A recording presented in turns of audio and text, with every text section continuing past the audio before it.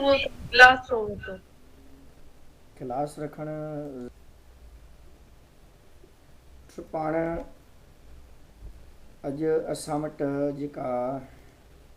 जेके शयूं आहिनि, पहिरियों त आहे DNA। DNA आहे छा? DNA is a genetical material, variable. DNA genetical material आहे, पाण खे ख़बर आहे। ऐं DNA जे करे ई पाण आहियूं।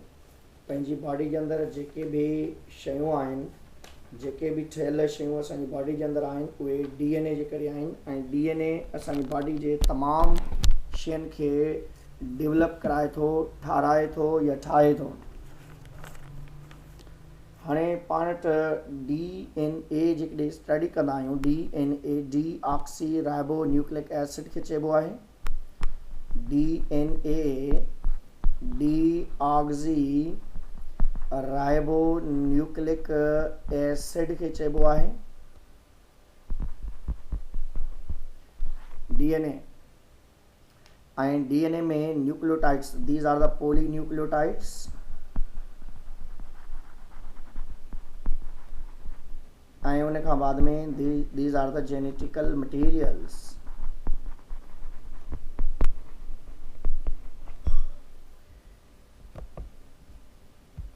जेनेटिकल मटीरियल्स आहिनि, उन्हनि खे कैरी ऑन करे थो। असांजा बॉडी जेके बि पार्ट्स डेवलप थिया आहिनि, उहे ज़्यादातर इन जे करे ई आहिनि। त जेनेटिकल मटीरियल आहे। जीअं DNA पहिरीं मरतबा जंहिं उनजो जेको स्ट्रक्चर आहे इंट्रोड्यूस कयो, दैट वाज़ द क्रिक एंड विटसन। पर DNA ठहियल छा जो आहे? न्यूक्लियोटाइड्स जो आहे। पहिरीं असां उन न्यूक्लियोटाइड्स खे ॾिसंदासीं, पोइ ईंदासीं उनजी स्ट्रक्चर जी तरफ़। DNA न्यूक्लियोटाइड्स जो ठहियल आहे। ऐं न्यूक्लियोटाइड में टे शयूं हूंदियूं आहिनि। One is the pentose sugar, C5H10O4 आहे।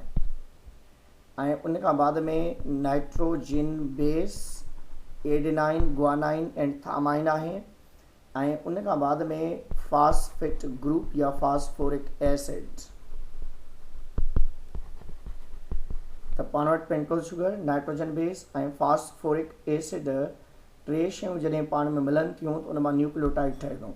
न्यूक्लियोटाइड ठाहिण जे लाइ ॿ स्टेप हूंदा आहिनि। पहिरें में पेंटोज शुगर जे कार्बन नंबर 5 ते, पेंटोज शुगर जे कार्बन नंबर 5 ते नाइट्रोजन बेस लॻंदी आहे। ऐं इन्हनि ॿिन्हिनि खे मिलाए करे पाण न्यूक्लियोसाइड चवंदा आहियूं।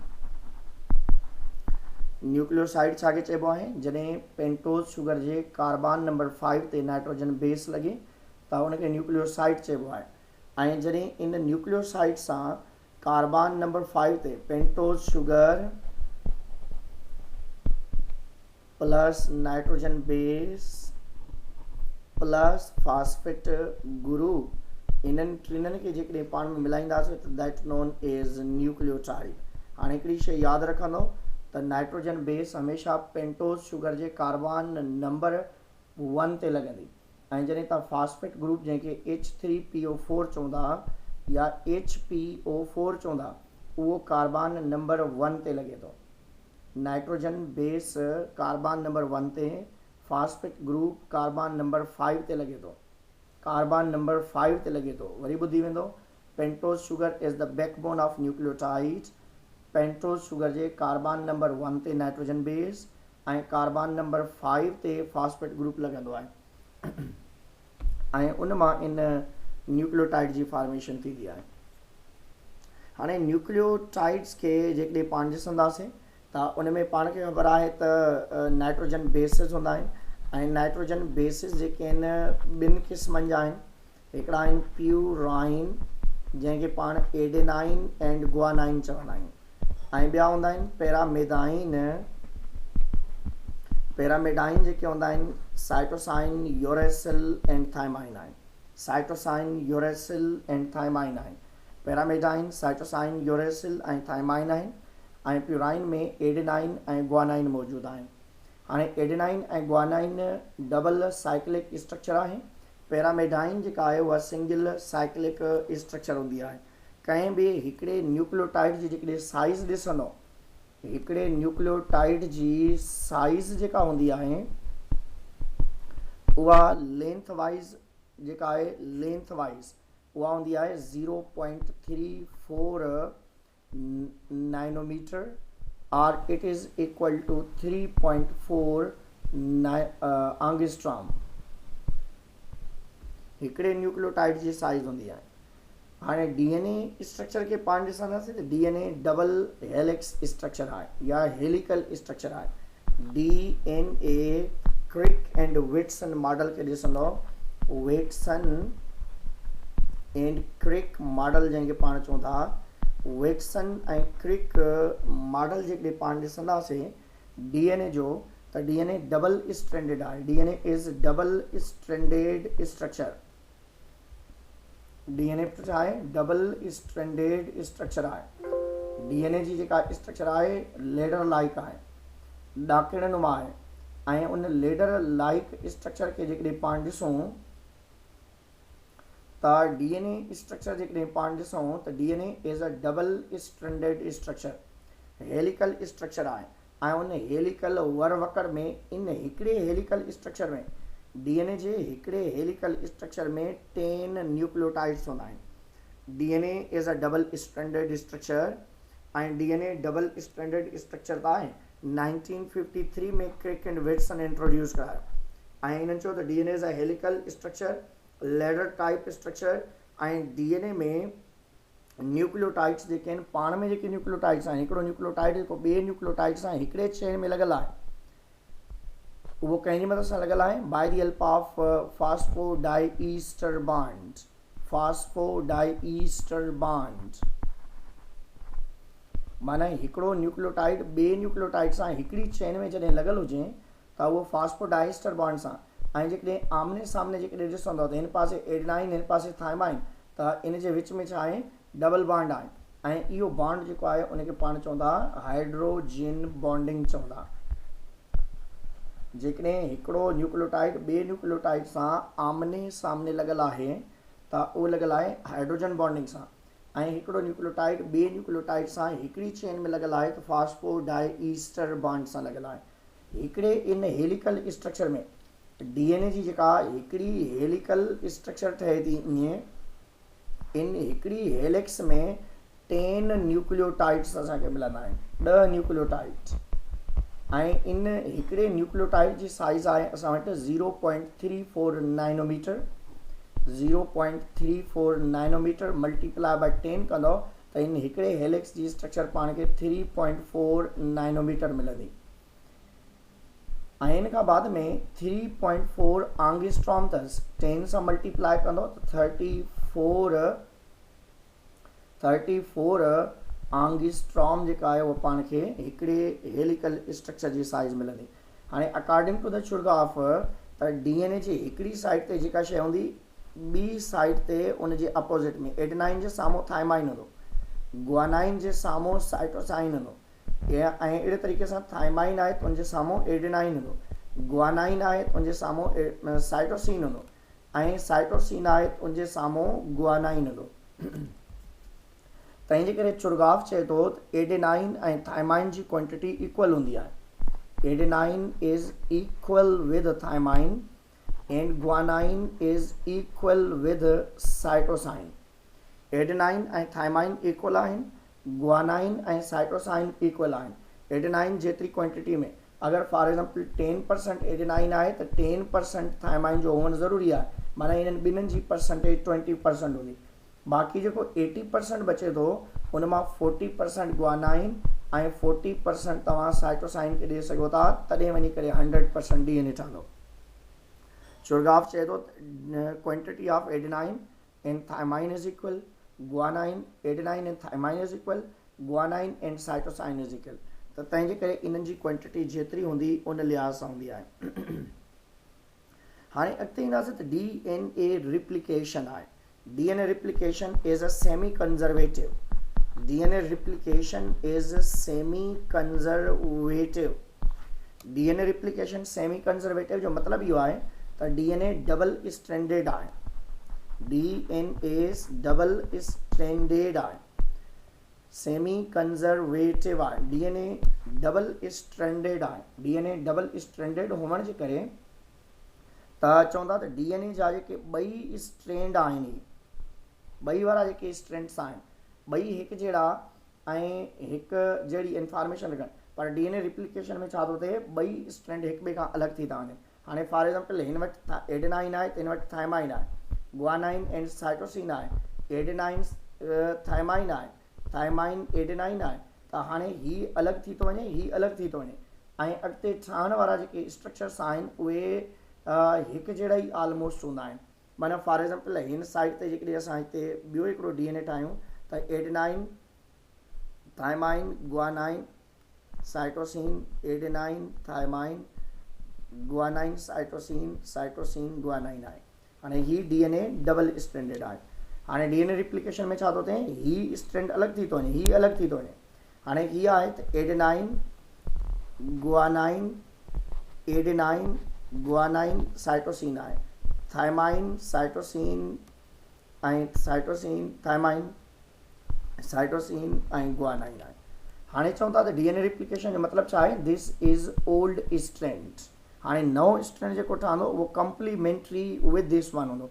हाणे ॾिसो नओं स्ट्रैंड एडेनाइन ठहंदो हिन जो ऐं गुआनाइन ठहंदो, एडेनाइन हूंदो, गुआनाइन हूंदो, cytosine, that's complementary with this one, means that resemble with this older one.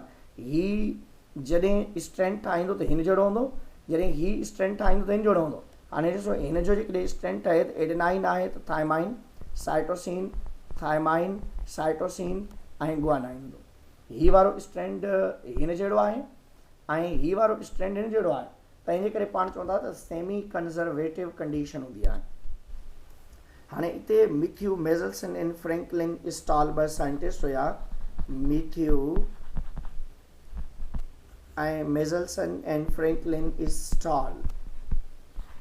ही ॿ अहिड़ा साइंटिस्ट आहिनि जंहिं 1958 में DNA रिप्लिकेशन वारे कंसेप्ट खे, replication as a semi conservative वारे कंसेप्ट खे इंट्रोड्यूस करायो। इन छा कयो पुट, बैक्टीरिया खयां, नॉर्मल बैक्टीरिया जे अंदरि जेको नॉर्मल DNA हूंदो आहे उहो खयईं, DNA में नॉर्मल नाइट्रोजन खयईं, नॉर्मल नाइट्रोजन, ऐं इन्ही बैक्टीरिया खे मीडियम में ग्रो करायो।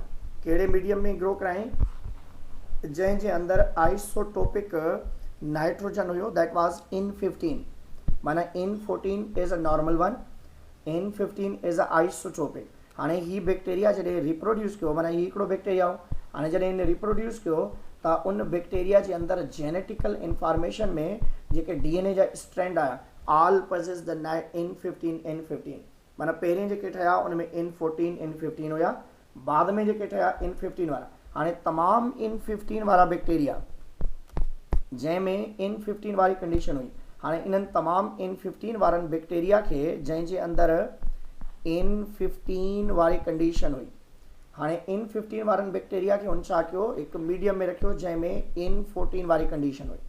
हाणे ही बैक्टीरिया जॾहिं रिप्रोड्यूस कयो इन्हनि, त इन्हनि में हिकिड़ो स्ट्रैंड जेको आहे उहो N15 वारो हुयो ऐं ॿियो स्ट्रैंड जेको नओं ठहियो दैट वाज N14।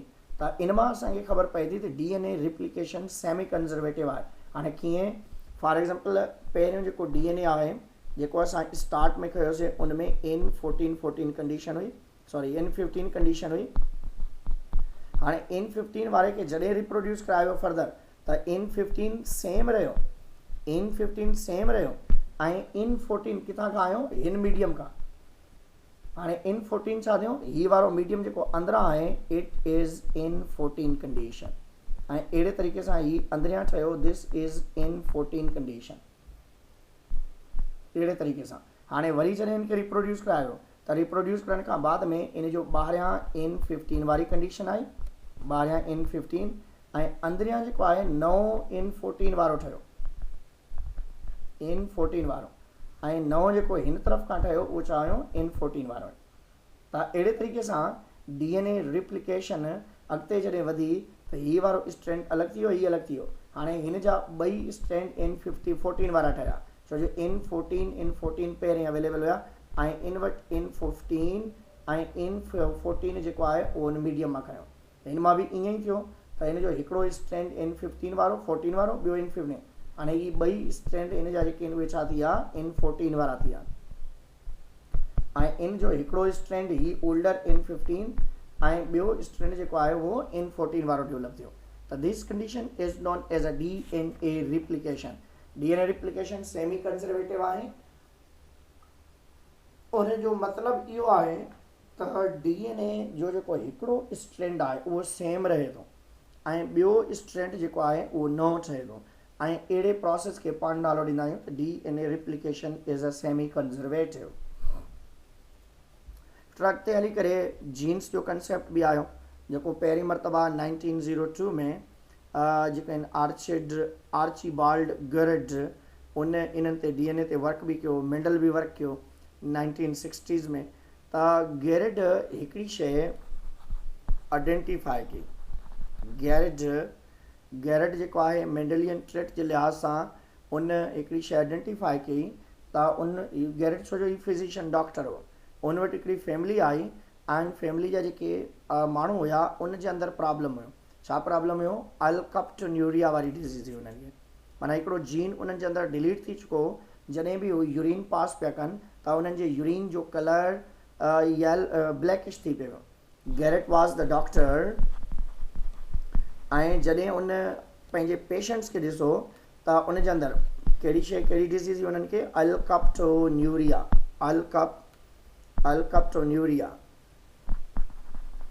अल्कप्टोन्यूरिया में छा थो थिए? होमोजेंटाइजिक एसिड के नॉट मेटाबोलाइज। होमोजेंटाइजिक एसिड के नॉट मेटाबोलाइज HGD भी चइबो अथव हिन।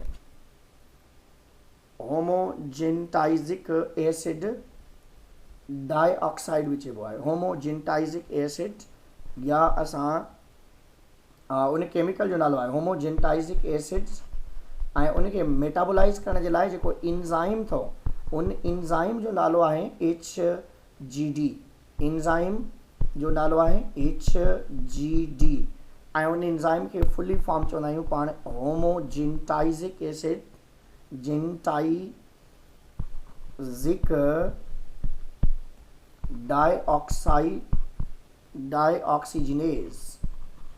डाइऑक्सीजिनेज HGD हार्मोन। हाणे इन में थिए छा थो? पहिरीं ईअं शइ ॾिसी वेंदो होमोजेंटाइजिक एसिड यूरिन में पास थिए थो ऐं यूरिन में पास थियण जे करे उन जो कलर ब्लैक थी थो वञे। माना अहिड़ा माण्हू जिन्हनि खे अल्कप्टोन्यूरिया जी आहे ऐं उहे पंहिंजे यूरिन जे अंदरि होमोजेंटाइजिक एसिड पास कंदा आहिनि त उनजो यूरिन जी कलरेशन जेका आहे उहा ब्लैक थी वेंदी आहे जॾहिं उहो पास थींदो आहे due to the reaction with the air. Genome sum total of all genes के चइबो अथव। Sum total of all the genes in body or organism. कंहिं बि जानदार जा जेके कंप्लीट जीन्स आहिनि उन्हनि खे मिलाए करे पाण जीनोम जो नालो ॾींदा आहियूं। ऐं इन खां बाद में अॻिते हली करे वन जीन वन इंज़ाइम जो हाइपोथेसिस आयो। वन जीन वन इंज़ाइम ऐं जंहिंखे अॼुकल्ह वन जीन वन प्रोटीन जो बि नालो ॾिबो अथव। माना हिकिड़ो जीन हिकिड़े प्रोटीन खे कोड करे थो। One gene one protein concept बि असां हिनखे चवंदा आहियूं। वन जीन वन इंज़ाइम वारे कंसेप्ट खे पाण जेकॾहिं खणंदासीं त वन जीन वन इंज़ाइम जेको आहे उहो बीडल एंड टैटम वारनि इंट्रोड्यूस करायो। बीडल एंड टैटम इंट्रोड्यूस करायो ऐं इहो इन्हनि एक्सपेरिमेंट कयो कंहिं ते न्यूरोस्पोरा ते। फंगस आहे उनजे स्पोर्स ते इन्हनि इंट्रोड्यूस करायो। हाणे इन one gene one enzyme hypothesis करण जे लाइ इन्हनि म्यूटेशन कराई कंहिंजे अंदरि न्यूरोस्पोरा जे स्पोर्स जे अंदरि म्यूटेशन कराई। इन्हनि छा कयो पुट जेके न्यूरोस्पोरा जा जेके स्पोर्स हुया these are the spores of Neurospora उनजे मथां इन्हनि रेडिएशन्स ॾिना। हाणे जॾहिं इन्हनि रेडिएशन्स ॾिना त इन्हनि जे अंदरि जीन्स डिलीट थिया। ऐं जीन्स डिलीट थियण वारी कंडीशन खे पाण चवंदा आहियूं म्यूटेशन। म्यूटेशन छा आहे? सडन एबनॉर्मल चेंज या जेका आहे डिलीशन या abnormality in the genetical material due to the sun rays या रेडिएशन जे करे, अल्ट्रावायलेट रेडिएशन जे करे, आयोनाइजिंग रेडिएशन जे करे या कंहिं केमिकल जे करे, त पाण उनखे स्पेशली नालो ॾींदा आहियूं त that is the mutation. Mutation is sudden change in genetical material जे लाइ पाण स्पेशली यूज़ कंदा आहियूं। त अहिड़े तरीक़े सां म्यूटेशन थियण खां बाद में हाणे इन्हनि न्यूरोस्पोरा जे स्पोर्ट्स खे आइडेंटिफाई कयो, छो जो इनखे पहिरें रखियो हुन कंप्लीट मीडियम में।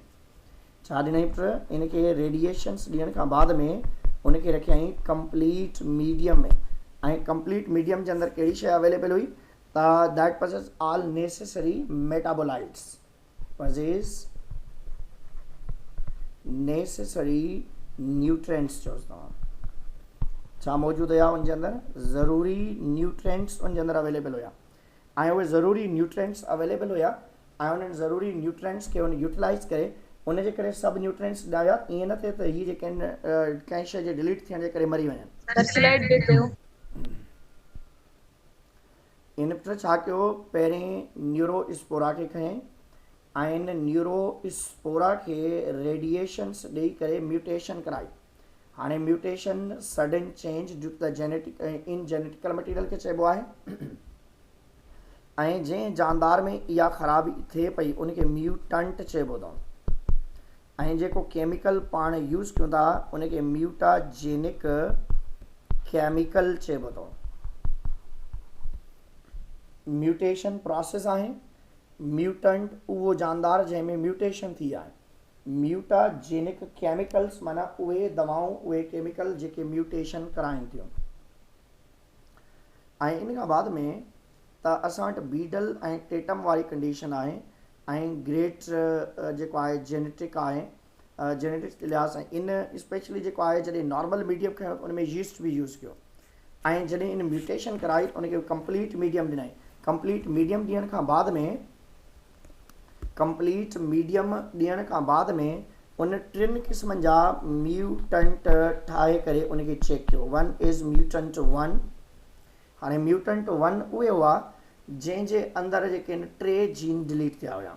हाणे हिकिड़ो जीन आहे अर्नेथाइन जे लाइ, सिट्रियोलाइन जे लाइ, अर्जेनाइन जे लाइ। माना म्यूटंट 1 में 3 जीन डिलीट थिया। जॾहिं हुनजी पिन पॉइंट स्टडी कई वई, पिन पॉइंट स्टडी माना 1 बाय 1 मटीरियल ॾेई करे उन न्यूरोस्पोरा खे जॾहिं चेक कयो वियो त कंहिं में अर्नेथाइन मेटाबोलाइज़ न पियो थियूं, कंहिं में सिट्रियोलाइन मेटाबोलाइज़ न पियो थियूं, कंहिं में arginine. O for ornithine, C for citrulline, A for arginine. ऐं ॿियो जेको ग्रुप हो जंहिंखे म्यूटंट 2 जो नालो ॾिनो वियो उन में 2 जीन डिलीट थिया, सिट्रियोलाइन एंड अर्जेनाइन जे लाइ। म्यूटंट 3 जेको हुयो उन में हिकिड़ो जीन डिलीट थियो, that was specifically for the arginine. त इन करे म्यूटंट 1, म्यूटंट 2, म्यूटंट 3 टे जीन, टे जेके आहिनि मुख़्तलिफ़ जेके आहिनि रिज़ल्ट्स आहिनि। म्यूटंट 1 में न्यूरोस्पोरा में 3 जीन डिलीट थिया, अर्नेथाइन, सिट्रोलाइन, अर्जेनाइन जे लाइ। म्यूटंट 2 में 2 जीन डिलीट थिया, सिट्रोलाइन ऐं अर्जेनाइन जे लाइ। म्यूटंट 3 में हिकिड़ो जीन डिलीट थियो, that was specifically for the arginine. हाणे छा आहे, for example this is a DNA, ही DNA आहे ऐं हेठां असां वटि ही प्रोटीन आहे, सॉरी ही पाथवे आहे। इन पाथवे खे ॾिसूं था, लॻियूं था। ही असां वटि छा आहे, मथां फॉर एग्जाम्पल ही असां वटि DNA आहे ऐं उन खां बाद में हेठि असां वटि हिकिड़ो आहे एसिटाइल कोलाइन केमिकल आहे ऐं उन खां बाद में next one is ornithine chemical आहे। Third one is the citrulline chemical आहे। अर्जोसुसाइन आहे या अर्जीसुसाइन केमिकल आहे ऐं लास्ट में अर्जेनाइन आहे पाण वटि। हाणे पुट हिते जीन 1 आहे, जेको जीन 1 एंजाइम 1 खे सिंथेसाइज़ करे थो। ऐं उन जे करे अरनेथाइन मेटाबोलाइज़ थिए थो कंहिंमें एसिटाइल कोलाइन मेटाबोलाइज़ थिए थो अरनेथाइन में। डीएनए ते जीन 2 अवेलेबल आहे, इन मां इंजाइम 2 ठहे थो ऐं इंजाइम 2 जे हुअण जे करे अरनेथाइन कन्वर्टेड इनटू सिट्रुलाइन। हाणे अहिड़े तरीक़े सां जीन 3 अवेलेबल आहे। जीन 3 जॾहिं मेटाबोलाइज़ थिए थो, डेवलप थिए इहो डीकोड थिए थो, उन मां इंजाइम 3 ठहे थो। अहिड़े तरीक़े सां जीन 4 अवेलेबल आहे। माना इंजाइम्स जेकॾहिं जीन अवेलेबल आहे, हाणे जेकॾहिं जीन अवेलेबल आहे उन मां mRNA ठहे थो। कंहिं बि जीन खे जॾहिं डीकोड कंदा आहियूं त उन मां mRNA ठहंदो आहे ऐं mRNA मां वञी करे इंजाइम ठहंदो आहे। पहिरें जीन हूंदो आहे, जीन जॾहिं डीकोड थिए थो उन मां mRNA ठहे थो, mRNA वञी करे प्रोटीन सिंथेसिस करे थो, प्रोटीन सिंथेसिस जी मदद सां इंजाइम ठहे थो ऐं उन इंजाइम जी मदद सां मेटाबॉलिज्म थिए थो। हाणे ख़ुदा न ख़ास्ता जेकॾहिं रेडिएशन जे करे, फॉर एग्ज़ाम्पल जीअं हाणे पढ़ियासीं पिए त उहा मेटाबोलाइज़ वारी कंडीशन नथी थिए, त फॉर एग्ज़ाम्पल जेकॾहिं जीन 2 डिलीट थी थो वञे त अरनेथाइन के नॉट मेटाबोलाइज़ इनटू सिट्रुलाइन रेडिएशन जे करे। हाणे जंहिंमें अरनेथाइन खे सिट्रुलाइन में कन्वर्ट करिणो आहे ऐं रेडिएशन जे करे उन जो जीन 2 डिलीट थी चुको आहे, के नॉट प्रोड्यूस इंजाइम 2। तंहिंजे करे असां चवंदा इंजाइम जेकॾहिं जीन अवेलेबल हूंदो त इंजाइम ठहंदो। 1 जीन 1 इंजाइम जो मतिलबु इहो आहे त हिकिड़ो जीन हिकिड़ो इंजाइम ठाहे सघे थो। जेकॾहिं हिकिड़ो जीन डीकोड थींदो, जीन आहे फॉर एग्ज़ाम्पल, हीउ जीन जेकॾहिं डीकोड थींदो त पहिरें mRNA ठाहींदो ऐं इहो mRNA राइबोसोम वटि वञी करे प्रोटीन ठाहींदो ऐं प्रोटीन जेके आहिनि पाण चवंदा आहियूं त इंजाइम्स आर द प्रोटीन्स। छा ठाहींदो? इंजाइम ठाहींदो। ऐं इंजाइम्स जेके आहिनि जेकॾहिं फॉर एग्ज़ाम्पल जेकॾहिं डीएनए न आहे, का रेडिएशन्स था थियनि ऐं हीउ डिलीट थी थो वञे त ज़ाहिरी ॻाल्हि आहे हीउ बि डेवलप न थी सघंदो। त इन करे असां चवंदा आहियूं त जेकॾहिं डीएनए अवेलेबल आहे त बाद में इंजाइम्स बि ठही सघनि था या ॿियूं शयूं ठही सघनि थियूं। हाणे ॿियो आहे पल्स लेवलिंग। पल्स लेवलिंग जो मतिलबु आहे रेडियो एक्टिव मटीरियल्स तव्हां सेल जे अंदरि ॾियो ऐं उनखे आइडेंटिफाई कयो त कहिड़ी शइ सेल जे अंदरि मौजूदु आहे, कहिड़ी शइ न आहे। फॉर एग्ज़ाम्पल तव्हां आइसोटोपिक अमाइनो एसिड सेल जे अंदरि एड कयो ऐं उन आइसोटोपिक अमाइनो एसिड खे एड करण खां बाद में सेल जे अंदरि तव्हां आइडेंटिफाई कयो त प्रोटीन सिंथेसिस जो प्रोसेस किथे थो थिए। You know very well protein synthesis always occur at the ribosomes. हाणे आरएनए आहे, आरएनए त सिंगल स्ट्रैंडेड आहे। RNA is single stranded. RNA double stranded न हूंदो आहे। आरएनए सिंगल स्ट्रैंडेड आहे except ribosomal RNA. RNA this is not genetical material. ही genetical material न आहे ऐं ही सेल जे अंदरि मौजूदु आहे जेको डीएनए मां आरएनए ठाहे थो या इन जा जेके टे कॉमन टाइप्स आहिनि जेके तव्हांखे ख़बर आहे। RNA that specially form from the DNA. DNA मां mRNA ठहंदो आहे ऐं अहिड़े तरीक़े सां तव्हां ॿियो आहे आरआरएनए। आरआरएनए चइबो आहे ribosomal RNA. Ribosomal RNA are responsible to form the ribosomes. Ribosomal RNA, ribosomal RNA double stranded अथव, ॿिया सभु सिंगल स्ट्रैंडेड आहिनि। And other one is the tRNA. TRNA चइबो आहे ट्रांसफर आरएनए। बाबा ट्रांसफर आरएनए जेको आहे that is responsible, transfer RNA is responsible to carry amino acids from cytoplasm to ribosomes. त अहिड़े तरीक़े सां जेकॾहिं पाण ॾिसंदासीं त सेल जे अंदरि पहिरें ट्रांसक्रिप्शन थींदी आहे, डीएनए मां आरएनए ठहंदो आहे ऐं इहो mRNA साइटोप्लाज्म जे अंदरि वेंदो आहे। साइटोप्लाज्म में राइबोसोम्स अवेलेबल हूंदा आहिनि ऐं राइबोसोम्स उनखे जॾहिं डीएनए मां mRNA ठहंदो आहे उन में इंजाइम रिक्वायर्ड हूंदो अथव that known as transcriptase enzyme. ऐं जॾहिं डीएनए ठहंदो आहे या रिप्लिकेशन थींदी आहे त उनखे पाण रिप्लिकेटिंग इंजाइम्स जो नालो ॾींदा आहियूं। रिप्लिकेटिंग इंजाइम जो नालो ॾिबो आहे या उन जे लाइ असां चई सघूं था DNA polymerase enzyme. This is DNA polymerase enzyme ऐं इन जे लाइ पाण वर्ड यूज़ कंदा आहियूं आरएनए पॉलीमरेज इंजाइम।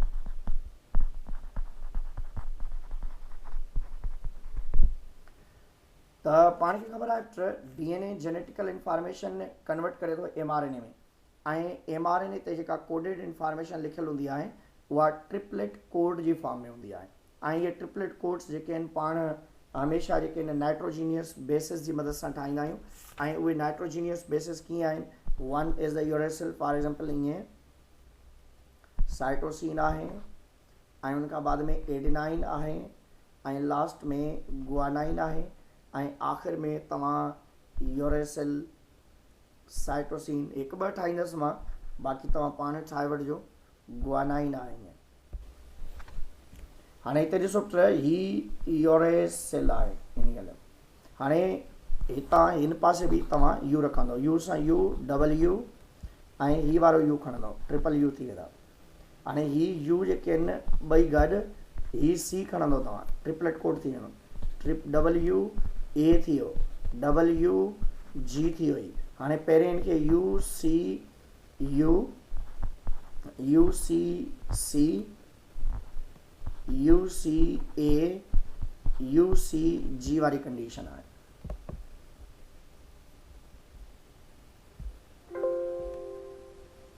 त अहिड़े तरीक़े सां ही ट्रिपलेट कोडान्स आहिनि। हाणे इहे ट्रिपलेट कोडान्स जेके आहिनि इहे स्पेशली DNA मां जॾहिं RNA में कन्वर्शन थींदी आहे त उन दौरान इहे अमाइनो एसिड लाइ कोड्स हूंदा आहिनि। माना हिकिड़े अमाइनो एसिड जे लाइ टे जेके आहिनि कोडान्स हूंदा आहिनि, 3 न्यूक्लियोटाइड्स मिली करे हिन शइ खे ठाहींदा आहिनि। त माना इन जे लाइ पाण चवंदा आहियूं यूरेसिल ट्रिपल यू जेको आहे that's specifically for the phenyl alanine. Triple U जेको आहे ईअं ई तव्हां ॿिया बि ठाहे सघो था, U A, U A U, U A C, U A, U A जी वारी कंडीशन आहे। ईअं ई पाण वटि आहे यू जी यू, यू जी सी, यू जी ए, ऐं उन खां बाद में यू जी वारी कंडीशन आहे। त अहिड़े तरीक़े सां पाण वटि कुझु स्टार्ट कोडान आहिनि। हाणे जेके हिते पहिरीं रो में तव्हांखे स्टॉप कोडान्स मिलंदा। हाणे कहिड़ा स्टॉप कोडान्स आहिनि? स्टॉप कोडान ॿ ही आहिनि, U A, U A G, U G A. ओई these all are known as stop codon. ऐं जॾहिं तव्हां स्टार्ट कोडान जेको आहे ए यू जी अथव, ए यू जी कोडान जेको आहे that is the start codon. A U G codon जेको आहे उनखे पाण स्टार्ट कोडान। हीअं ट्रिपलेट कोडान्स जेके आहिनि उहे स्पेशली कंहिंजे मथां अवेलेबल हूंदा आहिनि, कंहिं बि DNA जे मथां अवेलेबल हूंदा आहिनि। त माना तव्हांजे बुक ते पेज नंबर 160 ते इहे ठहियल आहिनि। तमामु कोडान्स जेके आहिनि तव्हांजा ॾिनल आहिनि, ऐं इहे ट्रिपलेट कोडान्स जेके आहिनि टोटल 64 कोडान्स आहिनि। 4 जेके आहिनि हिकिड़ी साइड ते, 4 ॿी साइड ते, 4 मल्टीप्लाई कंदो ईअं, त टोटल 64 कोडान्स ठहंदा। कीअं हीअ ॾिसो, माना 4 हिन पासे ॾिनल आहिनि 4, 4 हिन पासे ईअं ॾींदव 4, ऐं 4 हिन हिकिड़ी रो में आहिनि 4।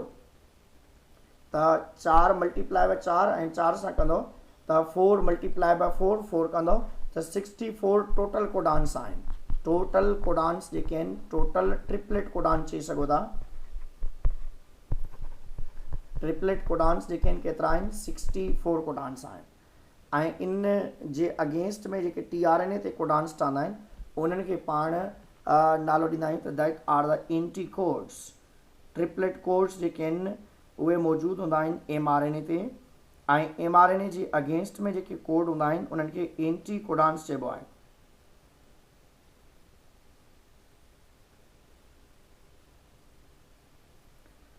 त अहिड़े तरीक़े सां 64 कोडान्स जेके आहिनि टोटल ट्रिपलेट कोडान्स आहिनि। 64 कोडान्स जेके आहिनि उहे टोटल अवेलेबल आहिनि।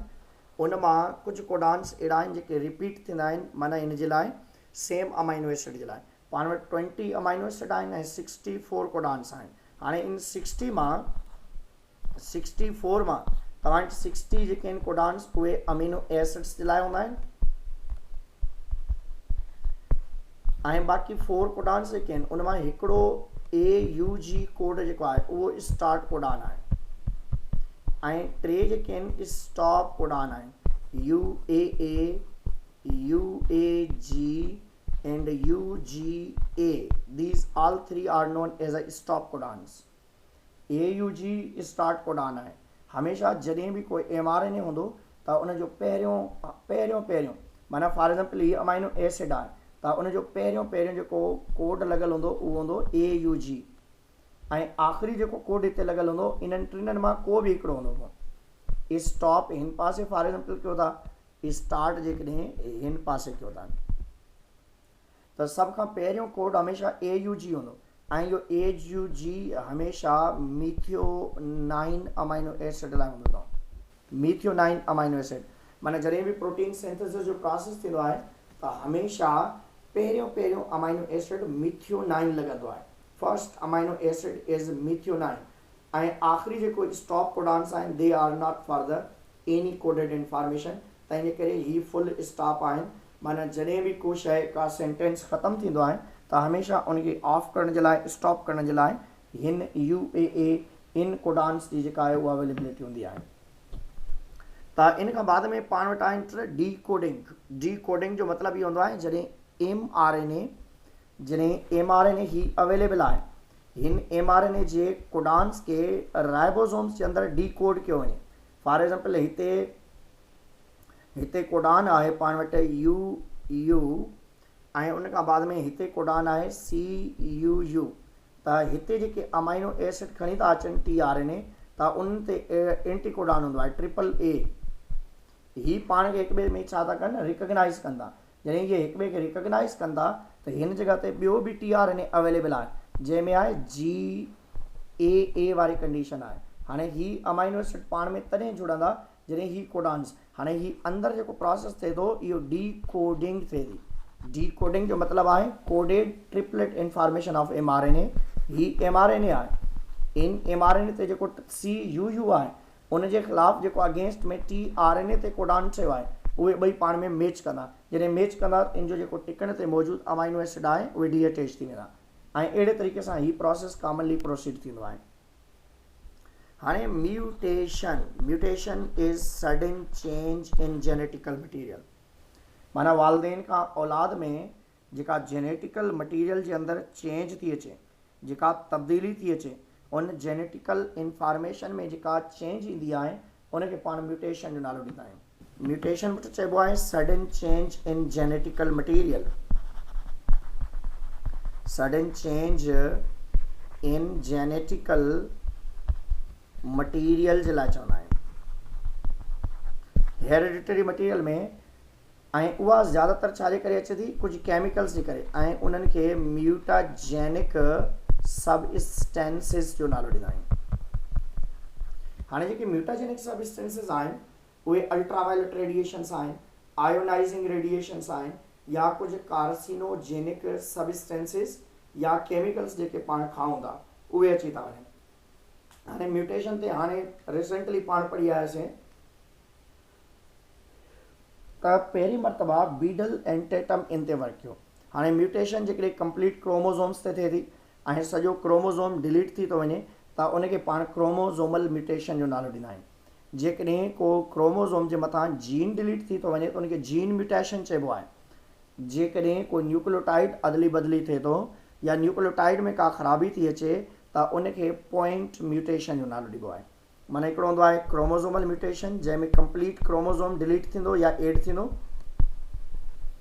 ऐं ॿियो हूंदो पुट जीन म्यूटेशन जंहिंमें कंप्लीट जीन म्यूटेटेड हूंदो ऐं टी कंडीशन आहे पॉइंट म्यूटेशन। पॉइंट म्यूटेशन जो मतिलबु आहे कंप्लीट क्रोमोज़ोम तो अवेलेबल हूंदो ऐं जीन बि अवेलेबल हूंदो पर उनजे जीन जो सिर्फ़ु को पॉइंट को न्यूक्लियोटाइड म्यूटेट थींदो। क्रोमोज़ोमल में तव्हां डाउन सिंड्रोम आहे टर्नर सिंड्रोम आहे कैलन फिल्टर सिंड्रोम आहे। जीन म्यूटेशन जे अंदरि पाण सिस्टिक फाइब्रोसिस हंटिंगटन्स डिसऑर्डर पढ़ी आयासीं या फिनाइल कीटोन्यूरिया पढ़ंदासीं। हाणे पॉइंट म्यूटेशन जेका आहे उनमें जीन ठीकु हूंदो आहे पर उनजे अंदरि कंहिं पॉइंट ते का ख़राबी अची वेंदी आहे जीअं सिकल सेल एनीमिया आहे। सिकल सेल एनीमिया में छा आहे त जेके हेमोग्लोबिन जे लाइ जेका चेन आहे उनमें विलाइन ऐं ग्लूटामिक एसिड वारी कंडीशन में ख़राबी अची वेंदी आहे या उनजी ट्रांसमिशन थींदी आहे। हाणे म्यूटेशन में कुझु क्रोमोज़ोमल एब्रेशंस आहिनि। उन्हनि खे पाण क्रोमोज़ोमल एबरेशन चवंदा आहिनि। क्रोमोज़ोमल एबरेशन में एबनॉर्मल चेंजिस ईंदियूं आहिनि, का ख़राबु चेंज अची वेंदी आहे जंहिंजे अंदरि डिफरेंट टाइप जा प्रॉब्लम्स थी सघनि था, दैट नॉन एज क्रोमोज़ोमल एबरेशन। हाणे फॉर एग्जांपल 2 क्रोमोज़ोम मौजूदु आहिनि, हिकिड़ो आहे हिन ते जीन आहे ABCD ऐं E आहे, ऐं उन सां गॾु ॿियो क्रोमोज़ोम बि मौजूदु आहे, उन ते बि ABCDE वारी कंडीशन आहे। हाणे कंहिं रेडिएशन जे करे, कंहिं केमिकल जे करे फॉर एग्जांपल को बि जीन म्यूटेट थी थो वञे, फॉर एग्जांपल ही 2 इन जा पार्ट वढिजी था वञनि ऐं इहे पार्ट कटिजी करे हेठें क्रोमोज़ोम सां मिली सघनि था। जॾहिं हेठें क्रोमोज़ोम सां मिलंदा त हेठें क्रोमोज़ोम जी कंडीशन छा थींदी, ABCDE मौजूदु आहे, हाणे इन जे पोयां DE दोबारा लॻी वेंदो ऐं इन खे पाण नालो ॾींदासीं डुप्लीकेशन। डुप्लीकेशन में छा हूंदो आहे, क्रोमोज़ोम्स जेके आहिनि उनजो पार्ट वधी वेंदो आहे ऐं उन में फॉर्म ऐं फंक्शन में ख़राबी अची वेंदी आहे। फॉर्म ऐं फंक्शन में माना का बि शइ जेकॾहिं डबल हुजे, माना हिकिड़े गर्दन जे बजाए 2 गर्दन हुजनि, माना छोकिरियूं या छोकिरा जेके आहिनि इलाही सारा ट्वाइंट्स हूंदा आहिनि जिन्हनि जा बॉडी पार्ट्स रिपीटेड हूंदा आहिनि। तव्हां ॾिसो जो आङुरियूं रिपीटेड हूंदियूं आहिनि या इवन पूरी बॉडी जो हिसो रिपीटेड हूंदो आहे, माना उहे कंप्लीटली डायज़ाइगोट मोनोज़ाइगोटिक ट्वाइंट्स जेके आहिनि सेपरेट न थी सघंदा आहिनि, तंहिंजे करे बि उहे डुप्लीकेशन में हलिया वेंदा आहिनि। ऐं हिन में छा थी आहे, डिलीशन थी आहे, हिन जो हिकिड़ो पार्ट वढिजी वियो आहे, ABC आहे, D ऐं E वारा जेके क्रोमोज़ोम्स आहिनि उहे एब्सेंट आहिनि, सॉरी जीन्स एब्सेंट आहिनि। D ऐं E वारा जेके जीन्स एब्सेंट हुअण जे करे प्रॉब्लम कहिड़ो थिए थो,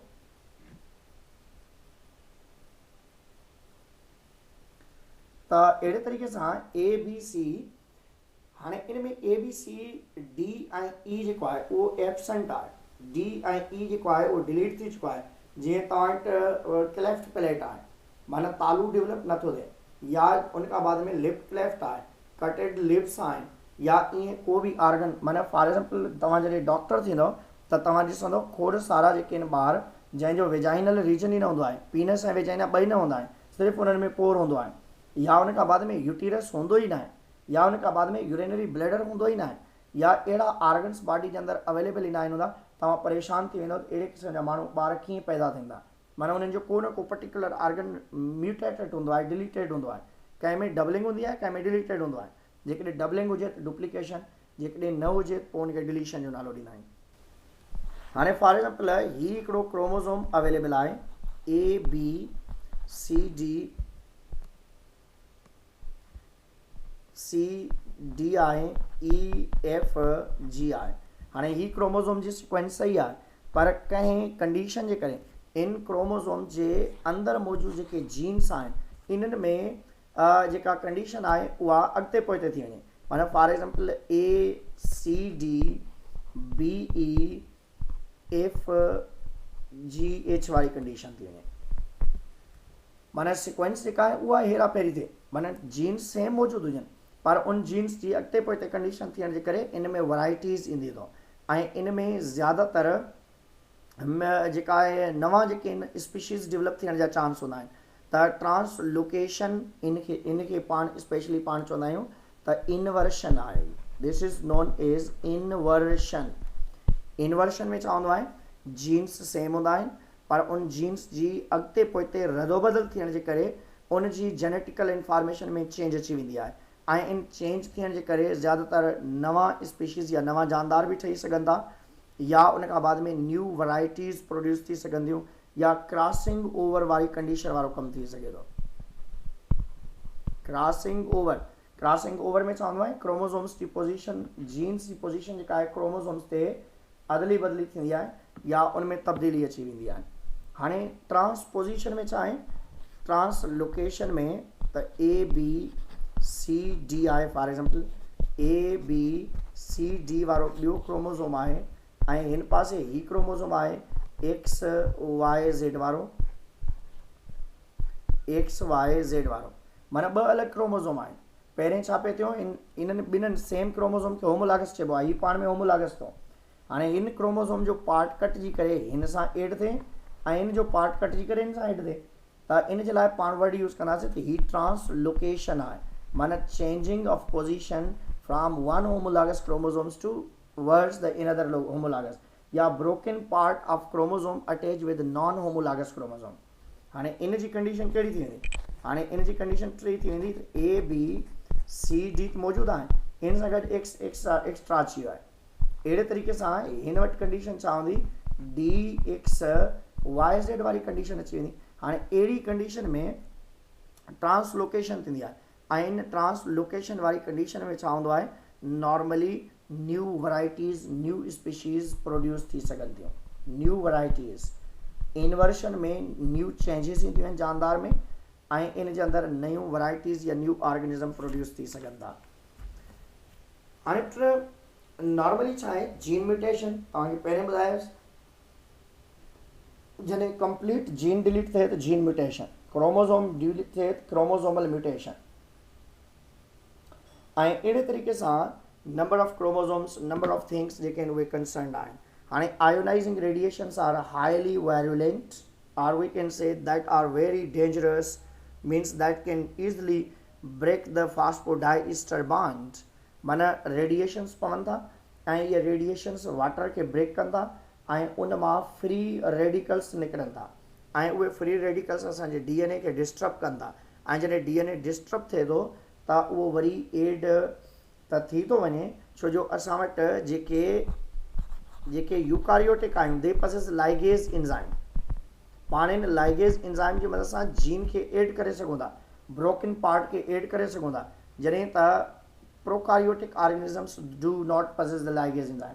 त इन करे जेकॾहिं प्रोकारियोटिक ऑर्गेनिज़म में म्यूटेशन थिए थी त ज़्यादातर उहे म्यूटेट थियल डिलीट थी वेंदा आहिनि या मरी वेंदा आहिनि. ऐं जॾहिं त यूकारियोटिक ऑर्गेनिज़म जो जेकॾहिं हिकिड़ो जीन डिलीट थिए थो, ॿिया त मौजूदु आहिनि, त इन करे लाइगेज ॿिनि शयुनि खे जोड़े करे उन कम खे हलाए थो वठे. माना जेकॾहिं लिप कटियल आहे त असां ज़िंदा त रही सघूं था न, जेकॾहिं तालू न आहे त असां ज़िंदा रही सघूं था, जेकॾहिं कन असांजो न आहे त असां ज़िंदा रही सघूं था, या उन खां बाद में जेकॾहिं को ब्रोकन पार्ट कंहिं ॿी शइ सां वञी करे एड थियो आहे त तव्हां आसानी सां रही सघो था. त आयोनाइजिंग रेडिएशंस में एक्स रेज़ आहिनि, गामा रेज़ आहिनि, या फ्री रेडिकल प्रोड्यूसिंग रेडिएशंस जेके आहिनि दैट आर वेरी डेंजरस. ऐं ॿिया हूंदा आहिनि आयोनाइजिंग रेडिएशंस खां बाद में पाण वटि ॿिया हूंदा आहिनि जंहिंखे पाण यूवी लाइट चवंदा आहियूं, UV ultra violet radiations. Ultra violet radiations एतिरा ज़्यादा डेंजरस न आहिनि, पर जेकॾहिं को माण्हू कंटिन्यूअसली रेडिएशंस ते वर्क करे थो त दैट मे काज़ एबनॉर्मलिटी इन देयर जीन या एबनॉर्मलिटी इन देयर डीएनए. ऐं स्पेशली उहे असांजे जेके फ्री रेडिकल्स नॉट फॉर्म थींदा आहिनि हिन में, पर capable of absorbing the ultra violet radiation, जेके ऑर्गेनिक रिंग्स आहिनि माना नाइट्रोजीनियस बेसिस जेके आहिनि उन्हनि खे नुक़सानु ॾेई सघंदा. ऐं ॿिया हूंदा आहिनि chemical that are very dangerous chemical, mutagen जेके केमिकल्स हूंदा आहिनि. ऐं इहे म्यूटाजेनिक केमिकल्स कॾहिं पाण कार्सिनोजेनिक फॉर्म में खाई वेंदा आहियूं, कॾहिं कंहिं फॉर्म में. जॾहिं उहे असांजी बॉडी जे अंदरि वेंदा आहिनि त उन्हनि जा टे मेन इफेक्ट्स आहिनि. हिकिड़ो आहे chemical that look is like DNA but that's not DNA. असल में उहे न्यूक्लियोटाइड जहिड़ा नज़र ईंदा आहिनि पर असल में न्यूक्लियोटाइड हूंदा न आहिनि ऐं डीएनए रिप्लिकेशन में लॻी वेंदा आहिनि. ऐं ॿियो हूंदो आहे chemicals that remove the amino group from the D adenine या साइटोसाइन. माना उन जे अंदरि अमाइन ग्रुप न हूंदो आहे पर नॉर्मली नाइट्रोजीनियस बेसिस ॿिया अवेलेबल हूंदा आहिनि. ऐं ॿिया जेके आहिनि उहे केमिकल्स जेके पाण खाऊं था, जीअं कॾहिं कॾहिं पाण कंहिं ढाबे ते का अनवांटेड मटीरियल खाई था वञूं या उन खां बाद में अनइंटेंशनली रखियल शइ खाई था वञूं त उन्हनि मां बि कैंसर थियण जा चांस घणा हूंदा आहिनि. सिकल सेल एनीमिया अथव, दिस इज पॉइंट म्यूटेशन. इन में छा आहे, पॉइंट म्यूटेशन आहे, माना ॿी सभु शइ ठीकु आहे, को मसइलो न आहे, सिर्फ़ु हिकिड़ो जीन जेको स्पेशली असां वटि वेलाइन जे लाइ आहे उहो ग्लूटामिक एसिड वारे कोड में चेंज थी थो वञे. त नॉर्मली हेमोग्लोबिन जे अंदरि 300 अमाइनो एसिड हूंदा आहिनि ऐं उन 300 अमाइनो एसिड मां कुझु अहिड़ा अमाइनो एसिड जेके स्पेशली वेलाइन जे लाइ आहिनि, it become change into glutamic acid. त sickle cell anaemia genetical disorder आहे, keep in mind. This is genetical disorder आहे ही. ऐं उन खां बाद में ह्यूमन जेनेटिकल डिसऑर्डर त आहे, it controlled by incomplete dominant allele जे कंट्रोल में आहे।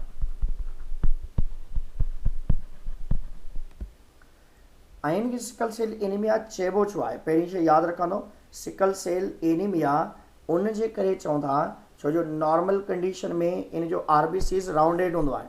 जॾहिं ऑक्सीजन जी डिफिशियंसी थिए थी त RBCs become sickle like. Sickle ॾाटरे खे चइबो आहे, कुंडे खे चइबो आहे, या हुक लाइक स्ट्रक्चर जे लाइ पाण वर्ड यूज़ कंदा आहियूं। त नॉर्मली इन में कंडीशन छा हूंदी आहे सिकल सेल एनीमिया में? जॾहिं ऑक्सीजन जी बॉडी जे अंदरि डिफिशियंसी थींदी आहे, उहे नॉर्मली बिल्कुलु ठीकु हूंदो आहे माण्हू, कोई इशू न हूंदो आहे। जॾहिं को वॉक करे थो, जॾहिं कोई एक्सरसाइज करे थो या हैवी वर्कलोड करे थो, त उन हैवी वर्कलोड वारे टाइम पीरियड में स्पेशली बॉडी जे अंदरि प्रॉब्लम क्रिएट थींदो आहे। प्रॉब्लम छो थो क्रिएट थिए? उन जा रीज़न्स आहिनि, ऐं मेन रीज़न उन जो इहो आहे त जेको विलाइन आहे, जेको विलाइन जो कोड आहे, विलाइन अकर in place of glutamic acid. Glutamic acid माना जिते जिते विलाइन ग्लूटामिक एसिड लॻणु खपे उते विलाइन लॻी थो वञे। माना ग्लूटामिक एसिड वारो कोड छा में कन्वर्ट थी थो वञे? विलाइन में। म्यूटेशन जे करे विलाइन अकर in place of glutamic acid. हाणे उन जे लाइ पाण नॉर्मली ॾिसूं, पहिरीं ॾिसूं त ग्लूटामिक एसिड जो को कोड आहे उनखे विलाइन में कन्वर्ट करे था ॾिसूं। ग्लूटामिक एसिड जो फॉर एग्जांपल असां वटि कोड आहे, ग्लूटामिक एसिड जो कोड आहे असां वटि CAA कोड आहे हिकिड़ो। ऐं जॾहिं त विलाइन जो कोड, विलाइन जो जेको कोड आहे, विलाइन जा खोड़ सारा कोड आहिनि। हाणे इहो कोड आहे GUU भी आहे, CUU वारो भी आहे, हिकिड़ो ॿियो बि अथव ग्लूटामिक एसिड जो, छो जो ग्लूटामिक एसिड जा कोड खोड़ सारा आहिनि। CAG भी आहे, CAG भी आहे, CAA भी आहे, ऐं मुख़्तलिफ़ कोड्स आहिनि। हाणे उन जे कहिड़े कोड में फ़र्क़ु थो अचे? माना कंहिं बि हिकिड़ी पॉइंट ते, हाणे हीउ वारो कोड जेको आहे उहो चेंज थी थो वञे कंहिं में? विलाइन जे कोड में। हाणे विलाइन जो जेको कोड आहे उहे 2-3 कोड आहिनि जंहिं मां तव्हां ॾिसी सघो था त इन जे अंदरि हिकिड़ो कोड आहे GUG वारो कोड आहे, ऐं GUC वारो कोड आहे, ऐं उन खां बाद में GUA वारो कोड आहे। त तव्हां GUA वारे कोड में इनखे चेंज करे सघो था, या उन खां बाद में इन जो जेको ग्लूटामिक एसिड आहे इन जो हिकिड़ो कोड ॿियो बि अथव CAG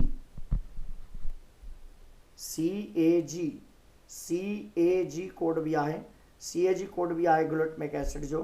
त अहिड़े तरीक़े सां ग्लूटामिक एसिड वारो कोड जेको आहे उहो कंहिं में कन्वर्ट थिए थो? विलाइन में।